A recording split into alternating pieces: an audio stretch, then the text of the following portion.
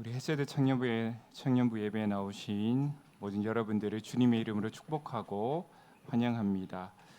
오늘 우리에게 주신 하나님의 말씀은 고린도후서 2장 12절에서 17절까지의 말씀입니다. 고린도후서 2장 12절에서 17절까지의 말씀입니다.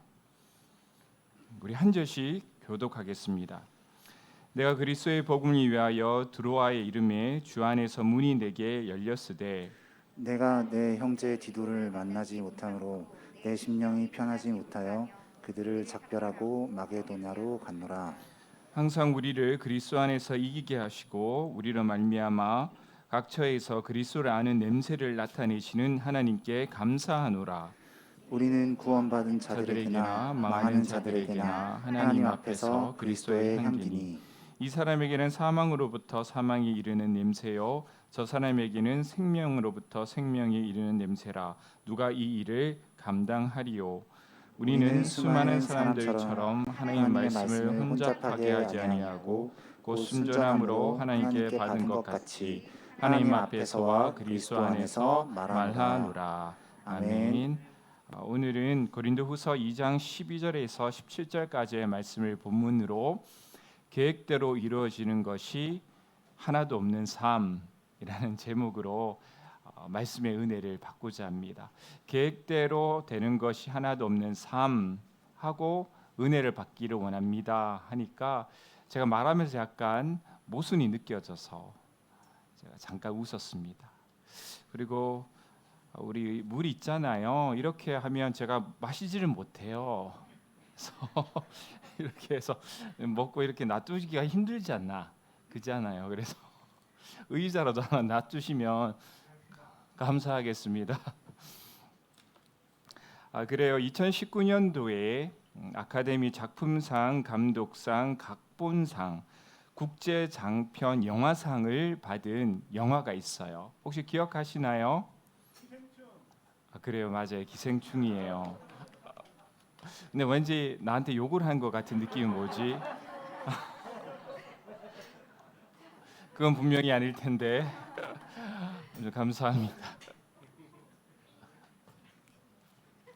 네, 거기에 가장 많이 회자되는 유명한 대사가 있죠. 아들아, 너는 계획이 다 있구나. 아들아, 너는 계획이 다 있구나. 수많은 명대사들 가운데 이 대사가 참 많이 회자되고요. 이렇게 많이 회자되는 이유를 가만히 생각해 보면 이 대사를 써먹을 수 있는 많은 상황들이 있어요. 그래서 뭘 하다 보면 너는 다 계획이 있었구나, 다 생각이 있었구나 이러면서 많이 회자되는 것 같습니다. 사실 이 말을 할 때 아버지는 아들이 촘촘하게 계획을 세운 것에 대해 대견해 하면서 아들에게 이 말해요. 아들아, 그래, 너 계획 다 있지?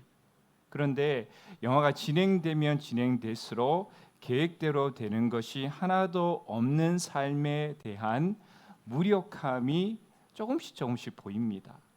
잘 계획했지만 완벽한 계획인 것처럼 보이지만 진행되면 진행될수록 계획대로 진행되지 않는 이러한 가족들의 모습이 영화를 통하여서 펼쳐집니다. 여러분들 계획한 대로 잘 이루어지나요? 계획한 대로 잘 이루어지나요? 계획한 대로 이루어지는 것도 있지만 많은 것들은 계획한 대로 이루어지지 잘 않는 것 같아요. 그래서 그 불안이 우리 모두에게 있습니다.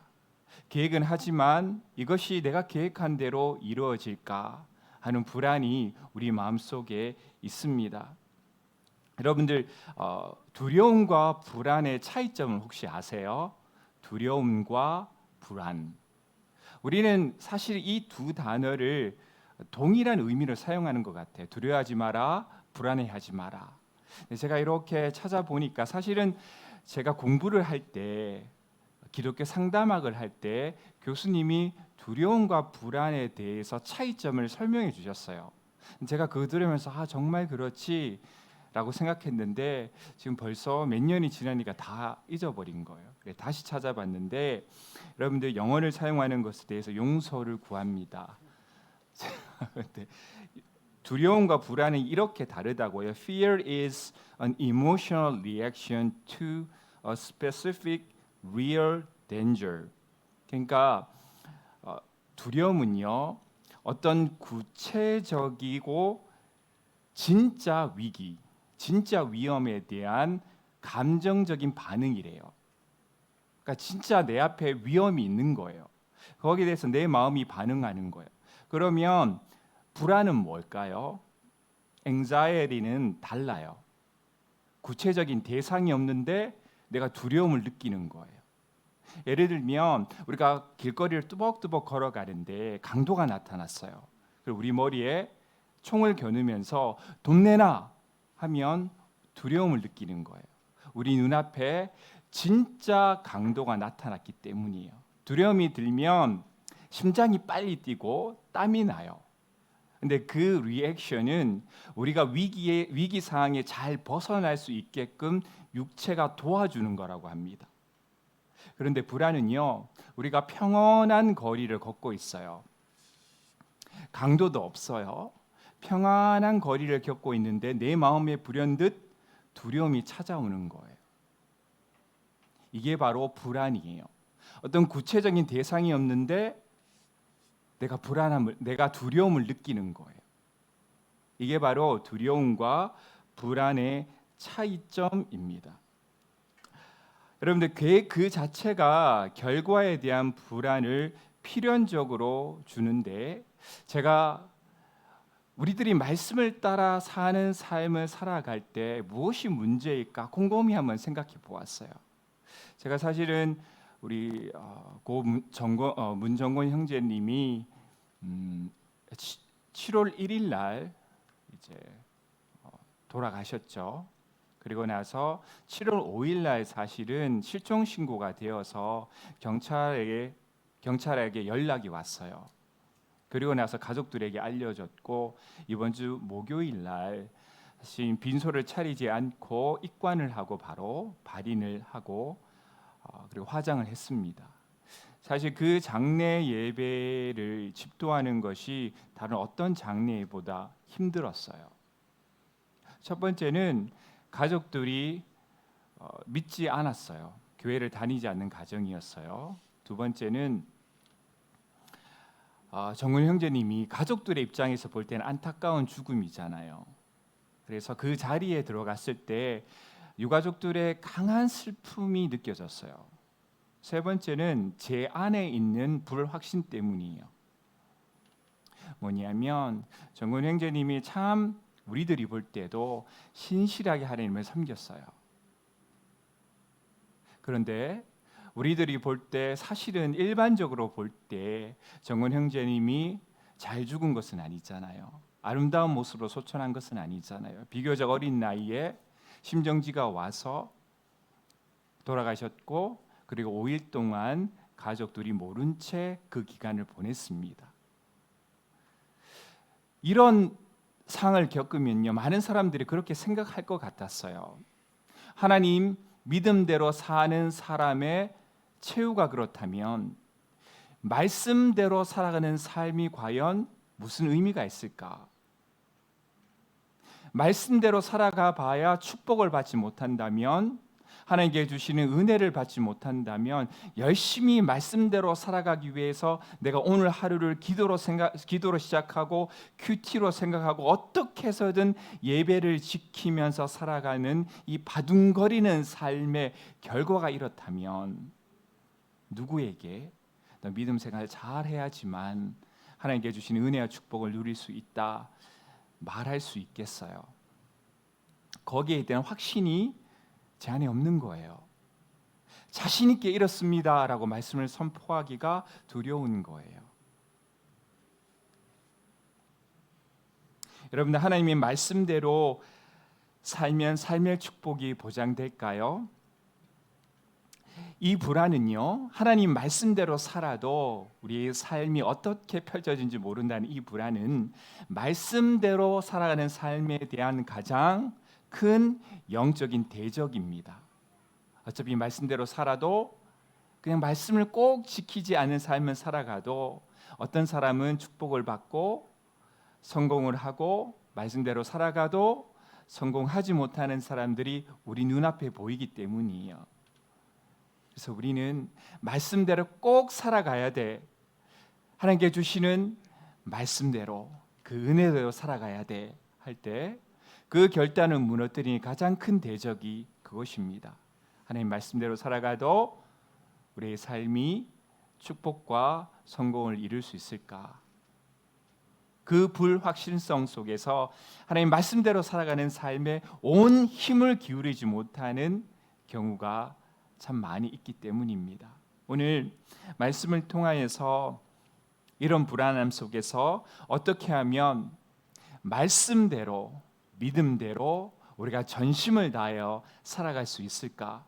이 불안과 불확실성 가운데서도 어떻게 하면 말씀과 믿음에 우리의 삶의 중심을 놓고 우리의 삶에 최선을 다하여 살아갈 수 있을까? 좀 함께 나눠볼까 합니다. 제가 이제 정원 형제님 그 일을 당하고 저희 사모가 이런 말을 했어요. 설교 잘 준비하라고. 그 무슨 말이냐면 정원 형제님에게서 누군가에 있어서 내가 하는 설교가 마지막 설교일 수 있다라는 거예요. 가만히 생각해 보니까 정경 형제님이 7월 1일 날 사고를 당하고 그 전에 주중 예배나 새벽 예배를 드리지 않았다면 제 설교가 마지막일 가능성도 있어요. 어떤 사람에게는 마지막 예배일 수도 있어요. 어떤 사람에게는 평범해 보이고 다음에 또 잘하면 되지 하는 저 모임이 어떤 사람에게는 마지막 좋은 모임이 될 수 있어요. 여러분들이 섬기는 헌신 좀 설렁설렁하지. 그러나 어떤 사람에게는 오늘 그 헌신이 마지막 주님을 위하여서 내가 드릴 수 있는 마지막 산 제물일 수 있습니다. 그래서 우리가 예배를 드리더라도 기도를 하더라도 우리 공동체 모임을 가질지라도 그 마음이 있었으면 좋겠습니다. 이것이 하나님께서 나에게 허락하여 주신 예배의 마지막 기회일 수 있다. 그 마음으로 좀 이 예배에 마음을 쏟았으면 좋겠습니다. 이 마음에 하나님께서는 기뻐하실 것입니다. 그렇게 예배드리고 그렇게 서로를 사랑하고 그렇게 서로를 섬기는 공동체가 되는 것 얼마나 하나님께서 기뻐하실까요? 오늘 먼저 살펴볼 것은 12절입니다. 우리 12절 함께 읽겠습니다. 내가 그리스도의 복음을 위하여 드로아의 이름에 주 안에서 문이 내게 열렸으되. 이제 바울이 어디로 갔습니까? 드로아로 갔어요. 드로아로 갔습니다. 바울은 가슴 아픈 고린도 방문 이후에 에베소로 돌아옵니다. 바울이 고린도 교회를 몇 차례 방문했는지 혹시 아시는 분 계세요? 3번. 수용이 어떻게 알았지? 그래요. 그거 참 신기하네. 어떻게 하다 보니까 알게 되었군. 그래요. 3번 맞아요. 첫 번째는 2차 전도 여행 때 고린도 교회를 이제 개척하면서 그게 첫 번째 방문이에요. 그리고 나서 2차 전도 이후에 바울이 예루살렘 교회로 되돌아갑니다. 그리고 3차 전도 여행의 가장 큰 목적지는 어디일까요? 에베소예요. 에베소 교회, 에베소 지역의 교회를 개척하는 게 바울의 가장 큰 목적이에요. 3차 전도에. 근데 열심히 사역하고 있는데 고린도 교회가 여러 가지 문제가 생겼다는 소식을 들어요. 그리고 나서 쓴 편지가 무엇입니까? 고린도 전서예요. 전서. 편지를 보냈는데 고린도 교회 상황이 변했을까요? 변하지 않았을까요? 그대로인 거예요. 그래서 바울이 고린도 교회를 방문합니다. 그게 두 번째 방문이에요. 그런데 문제가 해결되었을까요? 해결되지 못했을까요? 해결되지 못했어요. 그 해결을 못한 채 바울이 고린도 교회를 떠납니다. 그리고 눈물의 편지를 적어요. 제발 좀 돌아오라. 그런데 그 편지를 디도를 통해서 보냅니다. 그리고 나서 어디에서 만나기로 했느냐? 오늘 본문에는 드로아에서 디도와 만나기로 해요. 그리고 나서 앞으로 펼쳐질 내용이지만 고린도 교회가 회개했다는 기쁨의 소식을 듣고 적은 편지가 고린도 후서예요. 고린도 전서와 후서는 많이 다르고요. 그 사이에 역사적 배경들이 있습니다. 그런데 바울이 드로아를 방문한 목적은 첫 번째는 디도를 만나서 고린도 교회의 상황을 들어보기 위함이었고, 두 번째 목적이 오늘 방금 읽은 12절에 또한 기록되어 있습니다. 뭐라고 해요? 복음을 위하여 드로아의 이름에. 우리 드로아, 에베소, 고린도 교회 위치를 한번 지도를 통해서 볼게요. 에베소는 터키 지역에 있고 고린도 지역은 우리 그리스 지역에 있고요. 드로아는 여기 있어요. 지역이 좀 애매하지 않아요? 지역 애매하지 않아요? 드로아에서 만났다가 못 만나자 마게도니아로 넘어갑니다. 마게도니아는 디도의 입장에서는 가기가 쉬웠죠. 드로아는 사실은 고린도와 에베소 중간 지점도 아니에요. 드로아에서 보기로 한 것은 바울이 또 한 가지의 목적, 그곳에 복음을 전하기 위한 또 하나의 플랜이 바울에게 있었던 거예요. 그래서 우리 드로아에서 만나자 약속을 했습니다. 복음을 위하여 드로아에 방문했는데, 물론 디도를 만나기 위해서. 그런데 어떤 일이 생깁니까? 주 안에서 문이 내게 열렸다라고 얘기를 해요. 좋은 일입니까? 나쁜 일입니까? 좋은 일이죠. 바울이 계획을 세웠어요. 이곳에서 디도도 만나고 그 지역을 전도해야겠다. 갔는데 마침 복음의 문이 열려서 복음을 전할 수 있는 기회가 바울에게 생긴 거예요. 계획대로 차근차근 잘 진전되고 있습니다. 그런데 하나의 반가운 소식 뒤에 좋지 못한 소식이 들려요. 우리 13절입니다. 13절 함께 읽습니다. 내가 내 형제 디도를 만나지 못함으로 내 심령이 편하지 못하여 그들을 작별하고 마게도냐로 갔노라. 만나고자 했던 디도를 만나지 못해서 바울의 심정이 어땠다고 기록되어 있어요? 심령이 편하지 못했다. 그래서 때마침 주어진 복음의 기회를 뒤로 하고 마게도냐로 가버린 거예요.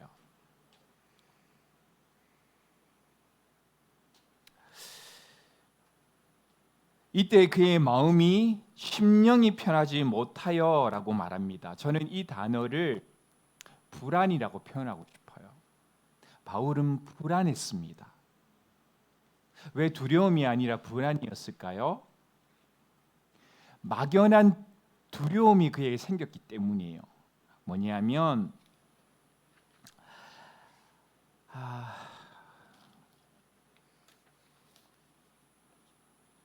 마게도냐로 가는데요. 이때 바울은 이렇게 생각했습니다. 디도가 오지 못한다면 고린도 교회에 분명 좋지 못한 싸움들이 지속되었을 거야 라는 불안함이 들기 시작하는 거예요. 또 어떤 불안입니까? 디도가 예루살렘 교회를 향한 연보, 곧 헌금을 가지고 오는데 강도를 맡았으면 어떡하지? 그 불안함이 드는 거예요. 아직 어떤 일이 생긴지는 모르지만, 어떠한 사건이 생긴지는 모르지만 불현듯 이러한 일들이 생겼을 거야. 일어나진 않았지만 마음속에 불안함이 드는 거예요. 그러니까 심령이 편안하지 못한 거예요. 그래서 빨리 주어진 복음의 기회도 버린 채 마게도냐로 불이 나게 달려갑니다. 여러분들, 하나님은 두려움을 사용하고 사단은 불안을 이용합니다. 하나님은요, 두려움을 사용하세요. 구체적인 영적인 대상을 향해 싸우고 승리를 통해 하나님의 살아계심을 경험하기 위해서 하나님은 두려움을 사용하십니다. 그 가운데 두려움을 이겨내고 하나님께 주실 힘과 소망으로 두려움을 맞서 싸우면 하나님이 함께하사 그 두려움을 이겨낼 수 있는 소중한 간증의 기회를 우리가 갖기를 원하세요. 하나님은 두려움의 기회를 사용하십니다. 그런데 사단은 불안을 사용해요. 왜 불안을 사용할까요? 두려움의 종로로 타기 위해서. 뭔가 구체적인 두려움의 대상이 없는데도 마음이 항상 불안한 거예요. 항상 불안한 거예요. 그래서 대상이 없기 때문에 싸우지를 못하는 거예요. 그래서 싸우지 않고 그 불안을 쉽게 포기하고 종노릇합니다. 마음속에 있는 불안을 잠재우기 위해서 때로는 폭식도 하고요. 여러 가지 방편을 세워서 그 잠깐 내게 생긴 불안을 잠재우려 합니다. 그러나 싸우지 않기 때문에 승리가 없어요. 계속 두려움의 종노릇하기 합니다. 우리가 할 일은 이를 모를 불안의 정체를 밝히는 거예요. 나에게 이름 모르게 주는 불안함, 그 불안함의 정체를 밝히는 거예요. 두려움의 대상을 분명히 하는 거예요. 이것이 불안함을 이길 수 있는 영적인 전쟁으로 가는, 영적인 승리로 가는 첫 번째 단추입니다. 바울은 그래서 불안한 마음이 있었지만 마게도냐로 가는 거예요. 그냥 불안하니까 그냥 가만히 있고 혹시나 좋은 소식 들리지 못하면 어떡하지? 나쁜 소식에 기다리면 어떡하지? 고린도 교회가 여전히 그 문제에 사로잡혀 있으면 어떡하지? 그 불안한 마음을 갖고 제자리에 주저하는 것이 아니라 소식을 듣기 위해 마게도냐에 가요. 고린도 교회에 다시 어떤 상황이 생겼는지 그 영적인 대상의 정체를 확인하기 위하여서 그냥 불안함에 떠는 것이 아니라 정체를 밝히기 위하여서 마게도냐로 가는 거예요. 이게 진짜 바울이 멋있는 거예요. 그게 진짜 바울이 멋있는 거예요. 그런데 하나님께서 어떤 소식을 예비해 두셨습니까? 좋은 소식을 예비해 두셨어요. 고린도 교회가 바울이 보낸 눈물의 편지를 받아들고 회개하고 믿음을 회복했다는 좋은 소식이 들립니다. 이 기쁨의 소식을 들은 후 적은 감사의 찬송이 우리 14절부터 쭉 이어져요. 우리 14절 먼저 읽어보겠습니다. 항상 우리를 그리스도 안에서 이기게 하시고 우리를 말미암아 각처에서 그리스도 아는 냄새를 나타내시는 하나님께 감사하노라. 아멘. 여러분들 14절에 쓰인 이기게 하시고에 해당되는 헬라어는요, 트리암비오라고 합니다. 뭐냐면 승리한 후 복귀하는 군대의 개선 행진이에요. 그런데 로마는 전쟁에서 이기고 돌아오는 군대가 올 때 길가에다가 특별한 향초를 피워놨어요. 그래서 여기서 말하는 것이 바로 그거예요. 승리하고 돌아오는 사람들이 돌아올 때 길가에 피워내는 그 향초처럼 우리를 그리스도 안에서 이기게 하시고 우리를 말미암아 각처에서 그리스도 아는 냄새를 나타내게 하셨다는 거예요. 그 향이 바로 승리를 전하는 냄새입니다. 여기서 말하는 바울의 승리란 무엇일까요? 고린도 교회를 괴롭혔던 영적인 대적들로부터 거둬들인 것입니다. 그리고 그 냄새가 내뿜는 향기란 고린도 교회가 복음 안에 바로 서게 되었다는 소식입니다. 이 승리는 고린도 교회를 어지럽혔던 사람들을 복음의 진리에 서서 불의를 위해 싸운 사람들을 통하여 얻어진 승리입니다. 이것이 첫 번째 향기예요. 두 번째 향기는요, 하나님께서 이기게 하셨다는 선포입니다. 바울은 그리스도 안에서 승리했다고 말합니다.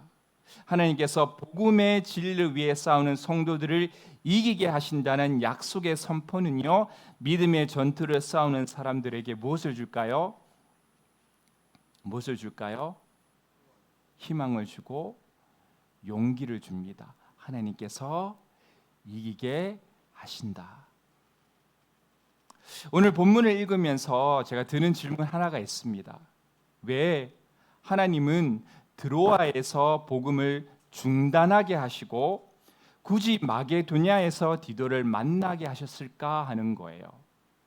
그렇지 않아요? 드로아에서 만났으면 복음도 전하고 또 디도를 만나서 고린도 교회의 소식도 들을 텐데 하나님께서 굳이 바울을 드로아가 아닌 마게도냐에 옮기셔서 그곳에서 고린도 교회의 소식을 듣게 하셨단 말이에요. 거기에는 이유가 있습니다. 바로 불안 가운데 하나님을 바라보면 불안이 물러간다는 거예요. 불안한 가운데 포기하지 아니하고 하나님을 바라본 거예요. 하나님 어떻게 바라봤습니까? 바울은 좋은 동기를 가지고 있었습니다. 고린도 교회가 바로 서고자 하는 그 마음의 동기, 그 동기와 목적을 위해서라면 때로는 실패할 수도 있는 거예요. 때로는 목적했던 대로 계획했던 대로 이루어지지 않지만 그 목적과 동기를 유지하면 하나님께서 종국에는 그에게 승리를 주신다는 믿음으로 하나님을 바라본 거예요. 불안에 휩쓰여서 포기하지 아니하고 하나님, 내가 하나님께 주신 마음과 믿음대로 이 마음 가운데 눌리지 아니하고 포기하지 아니하고 끝까지 걸어갑니다. 끝까지 걸어갑니다. 우리가 기억할 것은요, 불안에 휘둘리지 말고 하나님의 선한 의도를 끝까지 지켜나가는 거예요.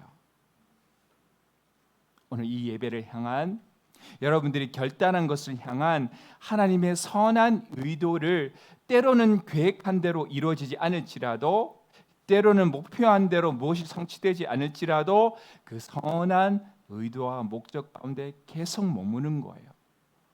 불안을 멀리하고 하나님께서 종국에는 바울에게 그러하셨던 것처럼 우리를 선한 길로 인도해 주실 것입니다.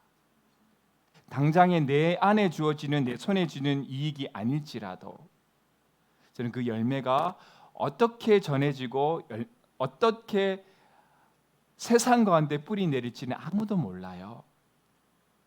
우리는 거기에 대한 확신이 좀 있었으면 좋겠습니다. 수많은 믿음의 선진들이요, 한국에 와서 복음을 전하면서 그의 삶을 포기하고 이 땅 가운데 왔어요. 어떤 사람들은 한국에 들어온 지 3개월 만에 한국에 있는 한국 사람들이 가지고 있는 그 병에 걸려서 죽었어요. 1년, 2년이 넘게 준비한 선교가 물거품처럼 사라졌어요. 근데 하나님께서 그것을 사용하여서 하나님께서 원하시는 전도의 길을 열어 가시기도 하십니다. 그렇게 누구 한 명이라도 지금 있는 실패 때문에 그 사람 인생 실패했다 쉽게 말할 수 없는 거예요. 그런데 내가 지금 가지고 있는 믿음의 중심, 하나님께서 원하시는 선한 의도를 잃어버리면 그게 진짜 실패인 거예요. 그 의도를 굳건히 지켜나가시기 바랍니다. 그러면 우리가 기울였던 노력, 우리가 하나님께 드렸던 모든 그 기도는 그 자체로 의미가 있습니다. 하나님께서 반드시 그것을 선하게 사용하실 것입니다. 그 확신으로 살아갑시다. 눈에 보이는 이득이 없을지라도, 눈에 보이는 거창한 것이 없을지라도 하나님의 믿음대로, 하나님의 의도대로, 하나님의 계획대로 살아가는 삶의 중요성, 그것에 대한 확신, 그것에 대한 믿음으로 살아가는 우리 모두가 될 수 있기를 주님의 이름으로 소망합니다. 여러분, 우리 살아가면서 목적한 대로, 계획한 대로 잘 되지 않아서 실망하고 불안해하시는 분 혹시 여기 없으십니까? 우리 끝까지 하나님의 선한 의도에 머무르시기 바랍니다. 또한 선한 의도가 좋은 결과로 이어지도록 지혜와 경험을 쌓아 나가시길 바랍니다. 언젠가 하나님께서 우리에게 주실 그 복된 날을 소망하면서 그 길을 함께 걸어 나갈 수 있는 우리 모두가 되었으면 좋겠습니다. 사실 우리 정건 형제님 사건을 대하면서 좀 하나님 앞에 가면 물어보고 싶어요. 우리 귀한 형제님 이렇게 일찍 데려가셨고 하나님의 뜻이 무엇이었는지 그 전까지는 우리 함부로 판단하지 말고 가장 분명한 것은 우리 정건 형제님은 지금 주님의 품 안에서 영원한 안식을 누리고 있다는 사실입니다. 그리고 우리 모두는 천국에서 다시 만나 기쁨의 교제를 나눌 그날이 곧 있다라는 사실입니다. 항상 하나님의 선한 의도를 철저히 신뢰하고 불안한 마음 때문에 포기하지 아니하고 하나님께서 원하시는 삶의 모습대로 믿음대로 살아가시기를 주님의 이름으로 축복합니다.